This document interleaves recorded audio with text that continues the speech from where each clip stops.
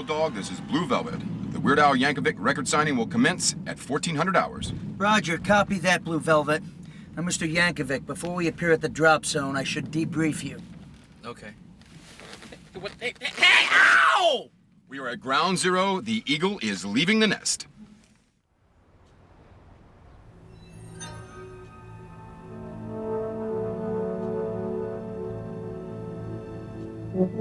Mother Goose, this is Chicken Little. The fox has left the hen house. Chicken Little, this is Weasel Boy. The swallows have arrived at Capistrano.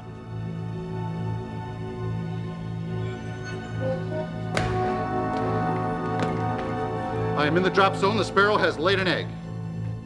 All right, Mr. Yankovic, it's party time. Stick with me and those lunatics out there won't lay a finger on you. The albatross is massaging a porpoise with cheese. I repeat, the albatross is massaging a porpoise with cheese. This is not a drill.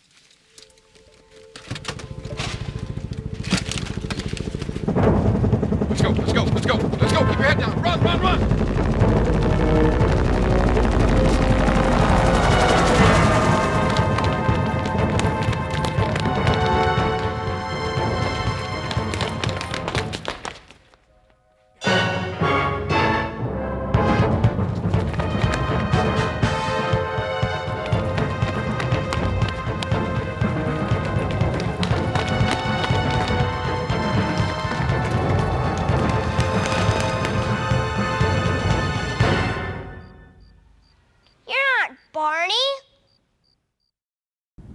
I love being out on the road, but you know, it's kind of tough being away from home for so long.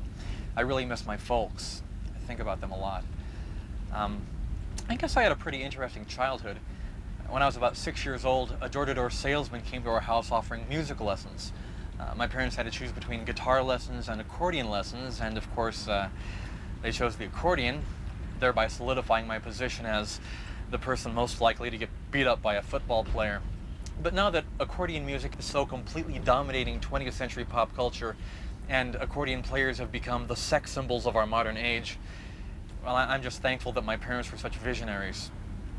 They've always been incredibly supportive. They've both had a profound impact on my life.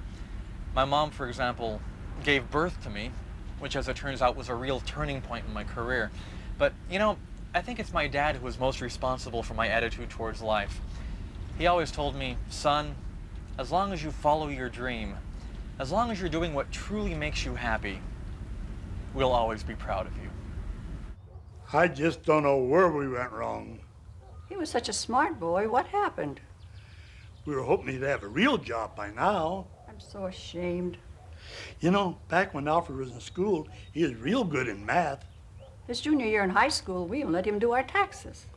I don't like prison. So many people have influenced my career. Spike Jonze, Alan Sherman, Stan Freberg, Tom Lehrer, Tito Puente, Debbie Boone, the list goes on. But no one single person has influenced my music more than my very own grandfather, the legendary blues pioneer, Blind Lemon Yankovic. Well, you know, I suppose my real claim to fame is writing the world's shortest blues song. And I'm going to play it for you right now.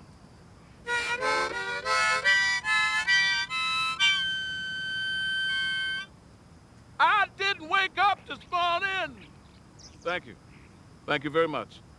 You know, when Alfie was a little boy, he always used to say to me, Grandpa, would you teach me how to play the blues? So I took a cat of nine tails to the boy's backside because, after all, the blues cannot be taught, but they can be felt. I call that the Blackett blues, or as my granddaddy used to say, a chicken that barks like a dog cannot get to the other side of the road. Young Alfie used to always come around and visit with his kinfolk down on the bayou in Linwood, California. Then he got himself all famous. I taught that boy everything he knows, and now I'm lucky to get a postcard from him. All that big city living, money, fame, fast cars, big mansions, beautiful women, two-ply toilet paper. Now that's all well and good, but you just can't go around forgetting your roots like that. So many people have had a direct impact on my career. Sometimes I wish I could personally sit down with each and every one of them and tell them how much I appreciate everything they've done for me. But of course, that would be a huge hassle and take up way too much of my free time. However, one person does deserve special mention.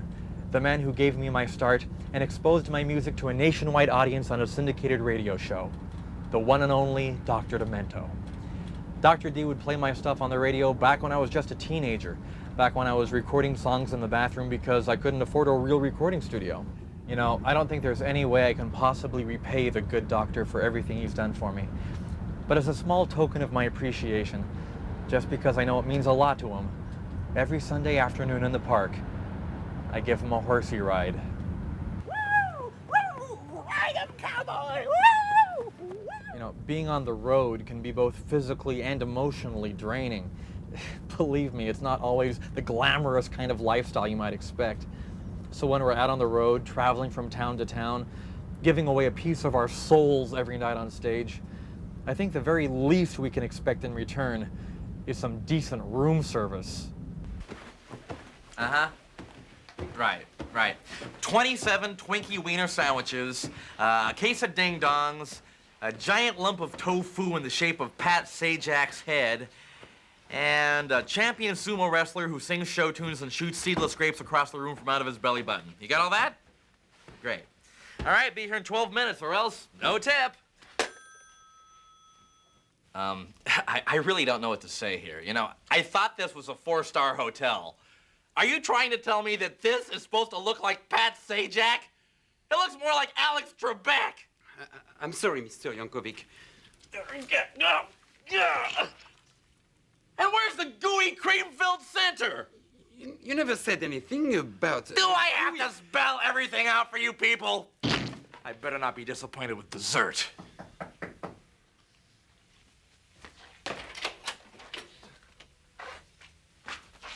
You know, ever since I became a big-time famous celebrity, it's become difficult for me to just do a lot of the ordinary things I like to do. For example, going to the grocery store. You know, I can't even go to the grocery store without people hounding me, saying things like, "Hey Al, how's it going?" Or, "Hey Al, I'm sorry, this coupon is for the crunchy peanut butter." Or, "Hey Al, come back here, you didn't pay for that." It's enough to drive you crazy. Still, I really enjoy meeting new and interesting people, and I'm always amazed by the effect I seem to have on their lives.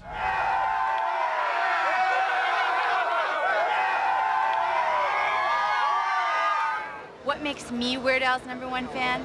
How about the fact that I have Al tattooed on my tongue? That's because, like, you know, life is like a banquet on which we feed and stuff. So every time I take a bite out of life, I do it with Al. The only bad thing is that the tattoo killed all my taste buds. But who needs taste when you've got Weird Al? Get out, I am Weird Al's #1 fan by far. See this? This sweater is woven from 100% Weird Al belly button lint. That's right. And I will not rest until everything I wear is a natural byproduct of Weird Al. These chumps are pretenders, man. I'm his #1 fan. I've had it chipped and planted in my head that plays Yoda over and over and over again, 24 hours a day, 7 days a week. Thanks for coming. Thank you. Nice to meet you. Take care. Hi. Let me tell you, Weird Al, man, I'm your biggest fan. Without you, I would have never done nothing with my life, man. You're the gas in my tank, brother. The flame to my fire, the egg in my omelet. You know why? Because I got the messages, man. That's right. I played Eat It backwards, man. And I know we're all gonna eat it when the snakes rise up, man. And it's because of you, man. Without you, my life would have no meaning, man. Well, thanks, I guess. I'm your biggest fan, Weird Al! Weird Al rules! Well, this is it. We're finally here. Wow, it's been such a long time since I've been home. I'm really looking forward to seeing my mom and dad, and I'm pretty sure they're excited about this too. In fact, I wouldn't be too surprised if they're planning a big coming home party in my honor. They always tend to go a little overboard at times like this. Hello, can I help you? Mom, it's me, Al. Oh, hi. And who are all these people with you? That's the camera crew, Mom. We're filming a big special all about me for the Disney Channel. Disney Channel, huh? Well, then I better tell your father to put some pants on.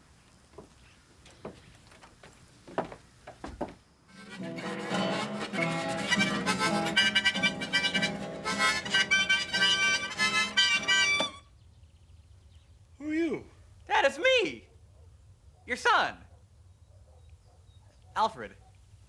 Uh-huh. Does your mother know you're here? Yes, of course she knows I'm here. Dad, I've been all around the world on tour, and I finally come home. Why, do you need some money? No.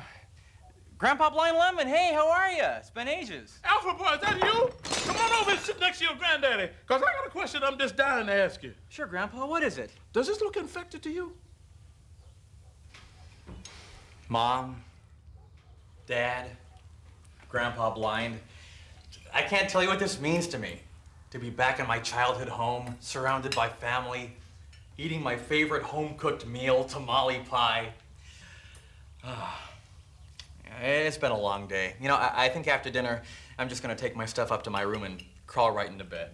I don't think that'd be a good idea, Alfred. Why not? Well, you see, you've been gone so long, we didn't know if you were ever going to come back, so... What they're trying to tell you, boy, is that they rented out your room. What? My room? To who? He's a very nice person. He's in show business like you. He might be in show business, but he ain't like you, boy.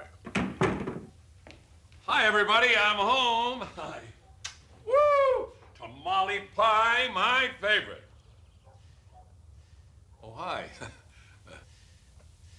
Who's your friend? Ed, this is our son, Alfred. Alfred is Ed McMahon. Yeah, I know who he is.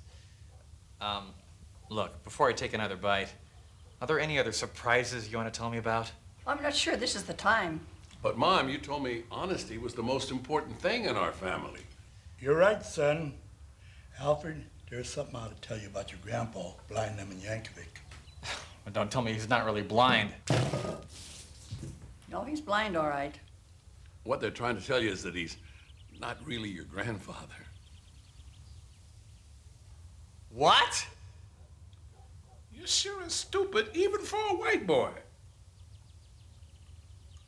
That's it. I've had enough.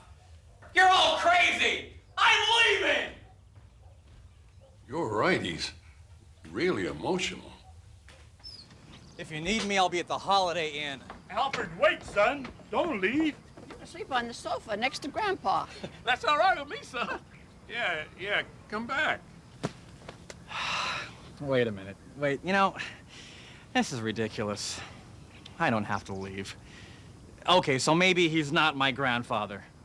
You know, for that matter, who knows? Maybe you're not my real parents. But does that really matter? No, I don't think it does.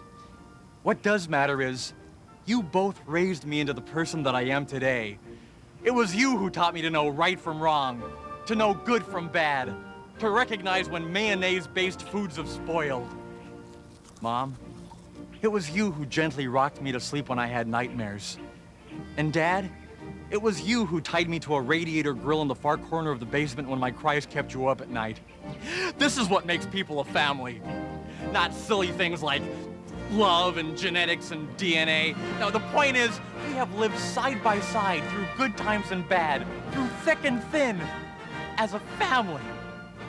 Sure, I may have been left on your doorstep by a band of desperate traveling polka gypsies, but you are the people I will always call Mom and Dad.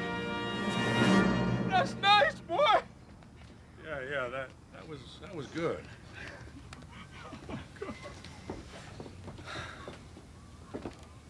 That was quite a speech, son. Thanks, Dad. But you're still not getting your room back.